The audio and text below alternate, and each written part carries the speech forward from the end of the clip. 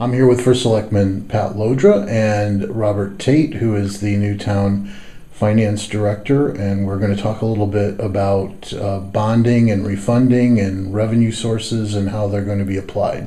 So first, I'd like to start off by asking you to begin by speaking to any surplus that exists in the current 2011-12 municipal budget, which extends through June 30th of this year. Sure. The municipal operations budget is due to run out of its funding sources in June 30th of 2012. As we apply the allocations within that budget, at this point we think we have approximately $100,000 that we've been able to save throughout the year, and that's been on purpose, so that we would end up with a possibility of looking at those three initiatives that we've held aside, waiting to see if we had actually had those monies available. The three initiatives that we talked about during the year are to replace at least one of the vehicles that has run out of its useful life. The second is to contract for the work order software system that we've been trying to get established for a couple of years, and which is a strong recommendation of the Bloom-Shapiro report. And the third is to begin to look at the possibility of providing some wage increase for non-union people who have a 0% increase again. So those are the three initiatives that we've talked about pretty continuously since January, but have also said we're not going to take any action on those unless we are absolutely certain that we've been able to save enough money in this year's operational budget to fund, at least in part, those initiatives. So that's where we stand in terms of the municipal operations budget, any potential for surplus. And we won't know for another week or so, so that's still uncertain. I don't know what the surplus would be from the educational operations budget. So that, that has no impact on the municipal side. It does not. It does not. And the surplus on the education operations budget is that will be discussed by the Board of Education, and their action relative to that will be determined by them in concert with the Board of Finance.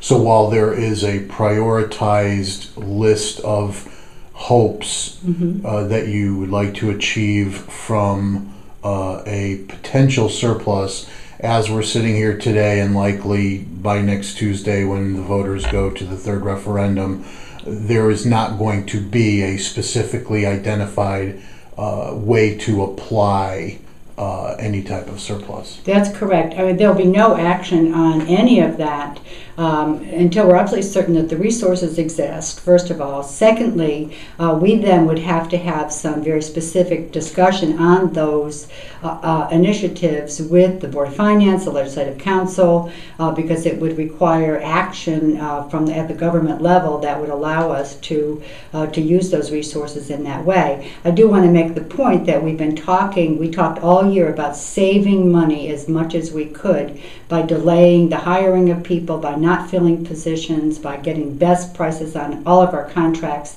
so that we could have a little bit left over to meet those three needs so that we don't carry those needs forward to next year. The next question is to ask you to address any surplus that is part of the proposed 2012-2013 budget request that is going before the voters in the third referendum June 5th. I'll give you the general overview of that, and then Bob can talk about it more specifically. I think at question here is the $700,000 that right now sits in the general fund and would be declared to be surplus if we don't have an emergency situation in town that would cause us to draw from that. And that $700,000 is the money that we were able to accrue through a bond refunding. So, Bob, perhaps you can give kind of the detail of how that came to be. And it's important to note that this surplus, which will happen at the end of this fiscal year, is not part of the municipal operating budget. There's a surplus in debt service as a result of the refunding of approximately $375,000. and there's a surplus in a revenue account resulting from a premium we received on the bonding we did in February 2012. So in my fund balance forecasting, I used $700,000 surplus to be used from this fiscal year to fall into fund balance, and that's part of our plan, which we discussed with Moody's, and we relating to our change in the fund balance policy from 5% of budget to 8% of budget, and we're on track. Budget year 12-13, which is the budget year we're working on, we have what you call a budgeted surplus of $200,000 in that budget. That means revenues are $200,000 more than expenditures, giving us a $200,000 budgeted surplus. That's part of the plan. I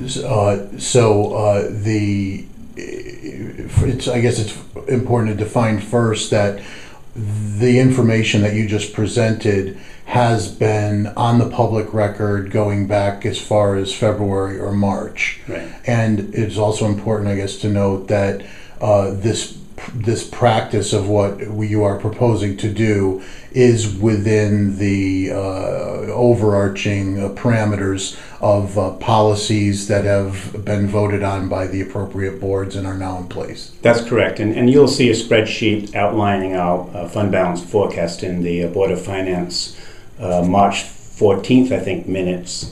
And it was also discussed with the rating agencies. If you look at the write-up from Moody's, Moody's discusses that we estimated we would have a fund balance, a surplus of $500,000 for this fiscal year we're in. That was back in February. That was our best estimate back then.